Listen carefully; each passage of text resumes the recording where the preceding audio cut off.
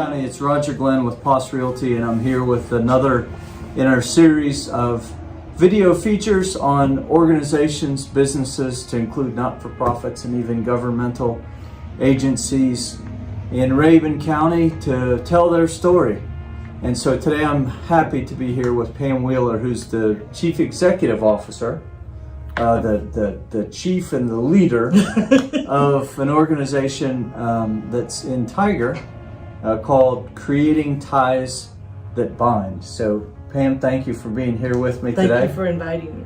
You're welcome. Can you just tell us the story about Creating Ties That Bind and how you became inspired to found the organization? Well, in January 31st, 2021, my oldest son, he was a veteran.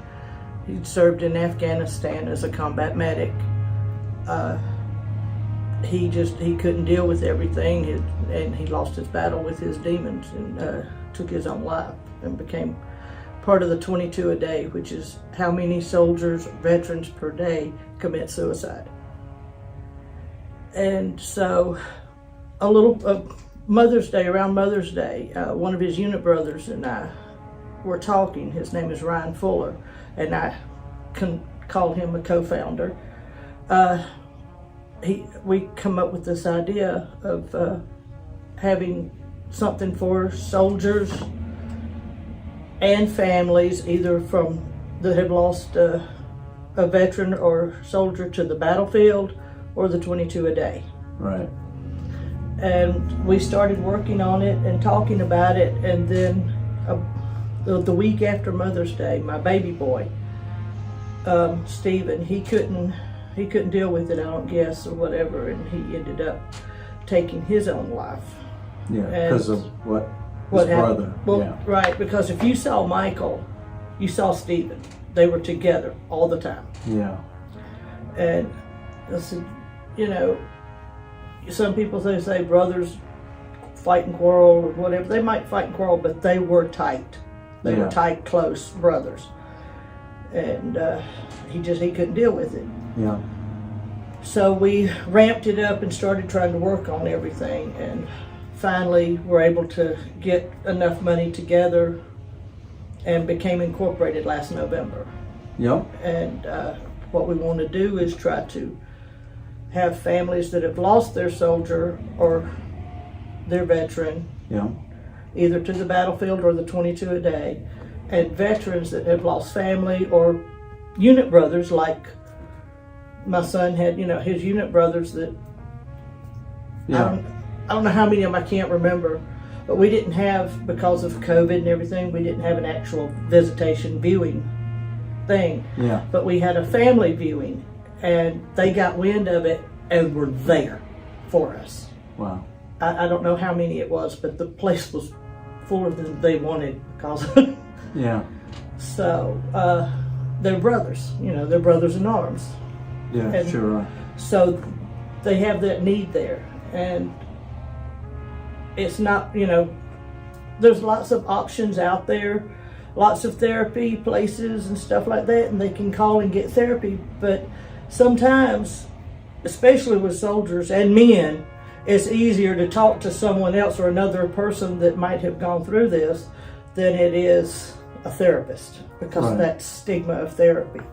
So that's what we're trying to do. Is we're not therapists, but we're there for you. If you want to be paired up with someone that says, "Hey, I'm here for you. Give me a call anytime, day or night. I'll talk to you. We'll go get a cup of coffee, and I'll talk you down off that ledge."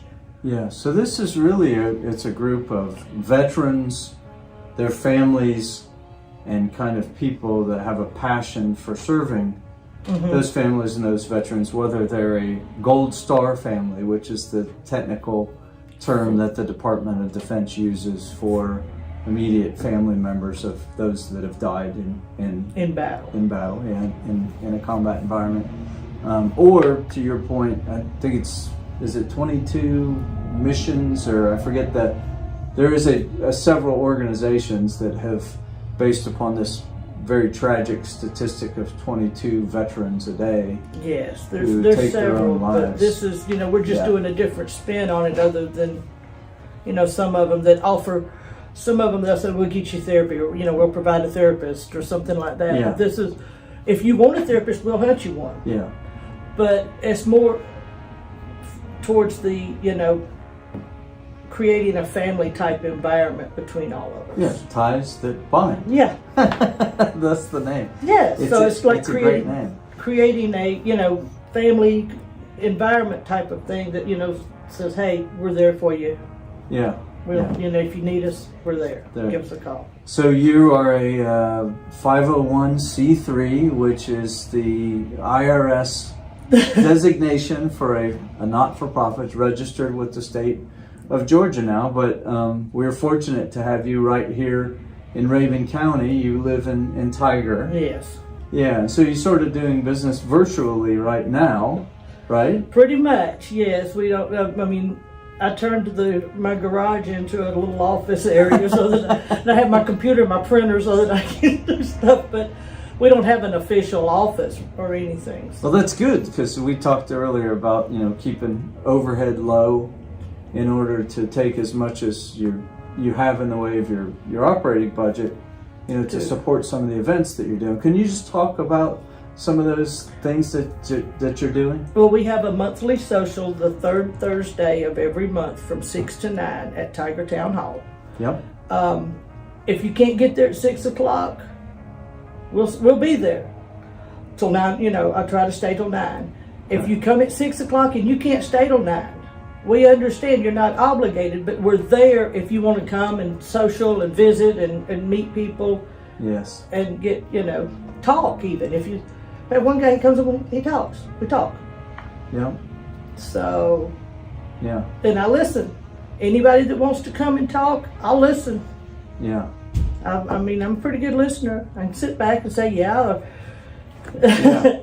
Help you out, offer advice. I don't know how good it might be, but I'll try. That's a very. I was listening to something podcast the other day about an organization called Wild at Heart Ministries. A guy named John Elbridge. He's a pretty well-known contemporary Christian author. But anyway, they have this gathering that they're doing amongst men. Christian men, and they basically just get around a fire and talk, and it's kind of facilitated, probably like you do with your gatherings, and that's very seems very basic. So a lot of people are looking for the new shiny thing, but it's those. That's why meals, as a family or friends, are so important. Is you just sitting and talking to one another, and again, not in some sort of seemingly sterile office, not to criticize any of the therapists, but an environment that's not threatening to people, with people who understand what kind of issues they may deal with. And we serve refreshments, and we mostly use, there's a conference room table there at Town Hall. Yep.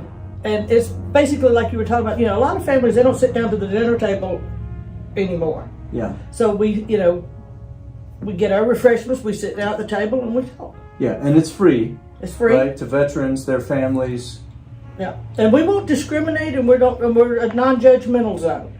If say a law enforcement officers want someone to talk to, or a firefighter or whatever, I'm not going to discriminate, even though it says for veterans and families, they suffer too. Yeah, well, as you know, a lot of people that end up being firefighters or police officers, peace officers in some way, shape, or form, have some military experience. Some do, yes, and a lot of them suffer from PTSD, whether it's military or firefighters or what have you. Sure do. You see a lot, police officers and firefighters see a lot of death too, and a lot of stuff that only a soldier will understand, or a veteran. Yeah, it's very unfortunate people have to see things like that at all. But so I was a firefighter for 8.5 years as a volunteer, so I know what they see. Exactly. So how can the community support you? Financial donations, volunteers? Anything. I try my hand. I'm not like super trained or whatever, writing and applying for grants. I've tried to apply for them, and I may not be doing it 100% right. If there was someone that wanted to volunteer grant writing or something for me, that would be great. There you go, grant writing. Donations. Little quick story. My grandson and I were at Dairy Queen the other day, and this lady came in, and she said, "Anybody know how to change a tire?" So my grandson, she had ran over the curb and cut her tire. My grandson and I went out there and we changed the tire for her. She tried to pay us. I said, "No, you don't pay me." I said, "But if you want to make a small donation," that's what I said, just small, something, to show your appreciation to my nonprofit that I'm trying to get started. I gave her the address and everything. She mailed me a $75 check. Yeah. So, I mean, just little, bits of kindness that I do. I tell them, return it that way, turn it back around to help someone. So that money will be taken to help someone else now instead of my pocket, which I wouldn't have accepted anything from her anyway. I did it for... Well, you were telling me, when we were talking a little bit earlier, that the way that you set up the structure of your not-for-profit is you actually have a board of directors, and you're not part of that board of directors. So monies that you'll spend in the future, you basically have to go to the board. Exactly. I can't do anything without their approval. Yeah, well, that's a great level of accountability for not-for-profits. If people are interested in getting in contact with you or learning more information about creating Ties That Bind, what are a couple of the ways they can do that? Well, they can go on Facebook and look up Creating Ties That Bind. I have the Facebook page. I have a website, creatingtiesthatbind.org. Yep. And you can call me. My phone number is 706-982-3380. Or just, it's all of that information. If you go on Facebook. Yeah, we'll link it all in the video, so they'll probably be seeing it. Facebook, Instagram, and Twitter all have the information, but I don't. I could use a social media helper sometimes, but I don't get on them as much. Some of them as much as I like to, because me either, Pam. It's overwhelming. It's like, oh, you got to post it there, and there, and I'm like, So mostly I stick with Facebook and our website. Yeah, Facebook and the website. Okay, and then we'll link your phone number, like I say, as well. So, and they can always, just send me a snail mail or email to creatingtiesthatbind@gmail.com. That's right. Okay, and you've got that in your literature. So, yes. Well, I want to personally thank you for what you're doing. A lot of people that have a loss like that are defeated, by it, or broken by it, and I know it's painful. It is. For you, as it should be, and unfortunately there are too many people though that are in your situation, but you've taken that and now you're trying to help others to keep them from suffering any more than they have to. Correct. Yeah, and certainly to prevent the worst outcome and the preventable outcome and the temporary condition of some of the depression and anxiety that often leads to suicide. And I've fought a battle with it myself. It's not been easy, but this has given me focus and determination to see it through and to help someone else. Well, the community is grateful that you have invited others to participate in that same therapy, because to your point, there are a lot of folks that need it, and sometimes it's difficult to be honest with themselves even, and courageous enough to talk to people. So thank you for what you're doing, and I hope the organization grows to cover. We talked about more potentially of North Georgia and maybe even beyond that. Correct. And we also, I did mention, host the Tiger Corn Festival along with PCAR. This will be our second annual one this year. Yes. On September 30th from 9 to 6. Anybody wants to donate some entertainment or what have you? Yeah, thank you for reminding me. So can you just talk PCAR? Can you explain what that is, one, and two, more about what the Tiger Corn Festival is? Okay, PCAR is Dr. Gober's nonprofit prostate cancer awareness resources. Okay. And we started working together with this last year. It's arts and crafts. We have cornhole tournament. You can find Tiger Corn Festival on Facebook as well. Yep, We have a yep. Facebook page. Yep.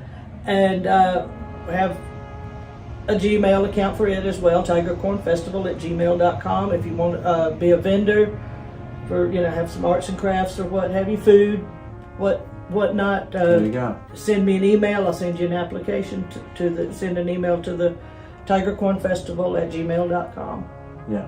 And we would like to have more entertainment, but still young on that too, and don't have a lot of funds. So if someone would wanted to donate some time and set up a tip bucket, we wouldn't have a problem with that, and come play for an hour or something if you sing or pick or. We got a lot of musicians in the county. We got a lot of veterans in the county, of course, as you know. Well, I've talked to Rabun Entertainers, and I talked to Greg from Rabun County Bank. Yeah, Greg Funkhauser. Yeah, yes. Sure. Great. I told him he played I helped set the wreath at the Memorial Day thing, and he played the song that he wrote for veterans. I said, well, now you've got to come to the Corn Festival and sing that song. Just, You hear that, Greg? You gotta, You gotta come. So, but other artisans, musicians, cornhole players, and just people that want to have a good time. Yeah, we have games for the kids, like duck pond and little things for them to play, and there'll be face painting and just nice fun day for all. Okay, so don't miss the Tiger Corn Festival as well. So, right. Well, Pam, and that's at Tiger Town Hall. At Tiger Town Hall, that's right. Okay, we'll link the date for that as well, so you'll have it in there. But again, thank you for everything you're doing for veterans and their families, and God bless you and your work. Thank you. You're welcome.